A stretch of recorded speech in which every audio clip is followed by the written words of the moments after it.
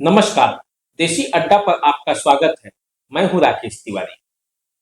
नीतीश कुमार को आजकल गुस्सा क्यों आ रहा है? आखिर क्यों नीतीश आपे से बाहर हो जा रहे हैं? क्या कारण है कि नीतीश अपने चरित्र के विपरीत आचरण कर रहे हैं?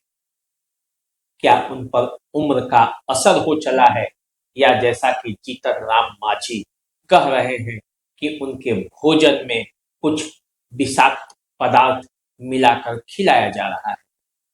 क्या है इस सब के पीछे का सच, और क्यों नीतीश कुमार दिन पर दिन चिड़चिड़े होते जा रहे हैं?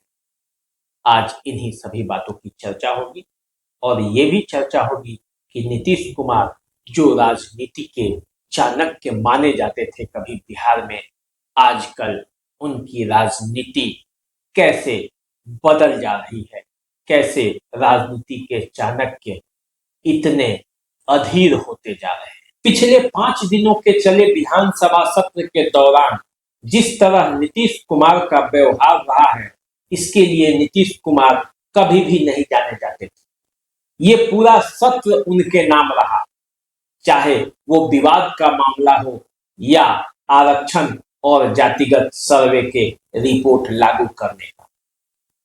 ये विधानसभा का सत्र कई मायने में ऐतिहासिक रहा।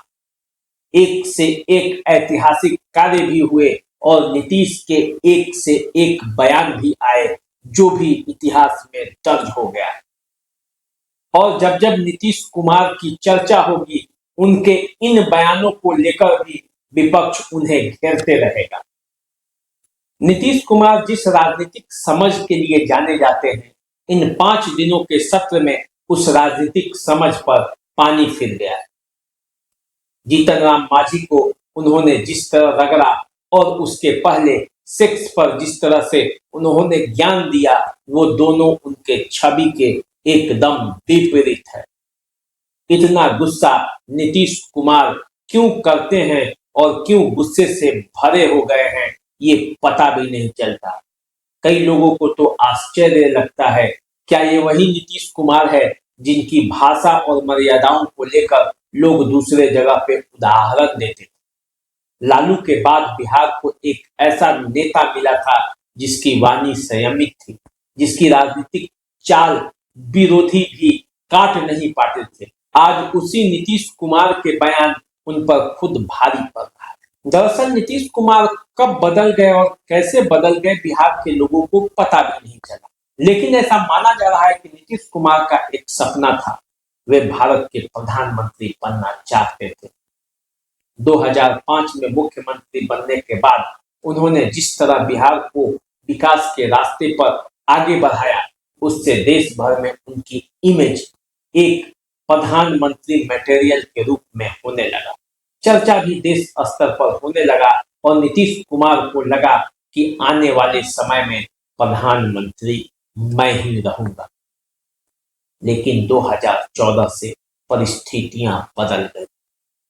नरेंद्र मोदी का जब एंट्री हुआ केंद्रीय राजनीति में, उसके बाद नीतीश कुमार अलग थलग पड़ गए।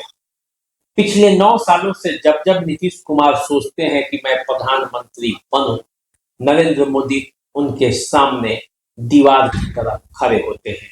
14 में भी उन्हें बनने नहीं दिया, 19 में भी संभावना थी, वो भी छिन हो गई, और जब 24 में वे फिर से प्रधानमंत्री बनने का सपना देख रहे थे, ऐसे में अब उनका जो इमेज धीरे धीरे बनते जा रहा है, उससे प्रधानमंत्री बनने का सपना तो पूरा नहीं ही होने वाला है।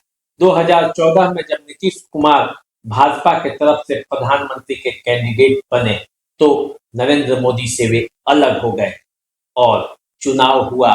2014 में पराजित होने के बाद इसी जीतन राम मांझी को उन्होंने मुख्यमंत्री बनाया, जिनके सवाल पर आज भड़क गए। नीतीश कुमार का यह व्यवहार कहीं न कहीं से उनकी कमजोरी को दर्शाता है, वरना जिस तरह से वे एक पर एक मास्टर स्ट्रोक खेलते जा रहे हैं और देश की राजनीति की दिशा तय करते जा रहे हैं, उससे तो उनका रास्ता खुला हुआ और बिल्कुल साफ था।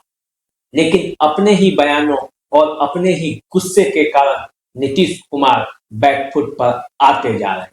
इस सत्र की कई उपलब्धियां तो रही, लेकिन कुल मिलाकर यह सत्र नीतीश कुमार के मान सम्मान को काफी नीचे ले गया। चलिए, इसी तरह की चर्चा के लिए हमारे साथ बने रहिए, देखते रहिए देसी अड्डा। नमस्कार।